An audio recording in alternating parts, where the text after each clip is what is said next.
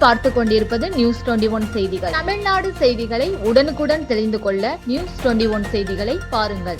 செஞ்சி அருகே இடிந்து விழும் அபாயமான நிலையில் காணப்படும் பழுதடைந்த மகளிர் சுய உதவி கட்டிடத்தில் செயல்படும் அங்கன்வாடி மையம் மழலை குழந்தைகளுக்கு ஆபத்து ஏற்படும் முன் நடவடிக்கை எடுக்க கோரிக்கை.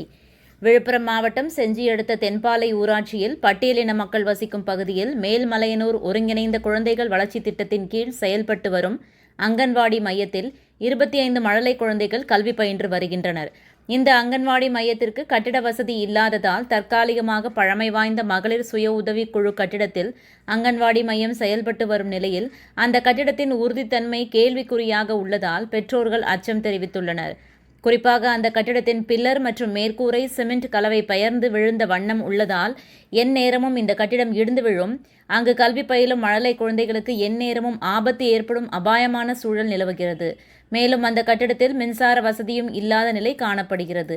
எனவே மாவட்ட நிர்வாகமும் சம்பந்தப்பட்ட அதிகாரிகளும் அசம்பாவிதம் ஏற்படும் முன் தகுந்த நடவடிக்கை எடுத்து மழலை குழந்தைகளை பாதுகாக்க வேண்டும் என கோரிக்கை எழுந்துள்ளது. நியூஸ் 21 செய்திகளுக்காக ராஜாமணி.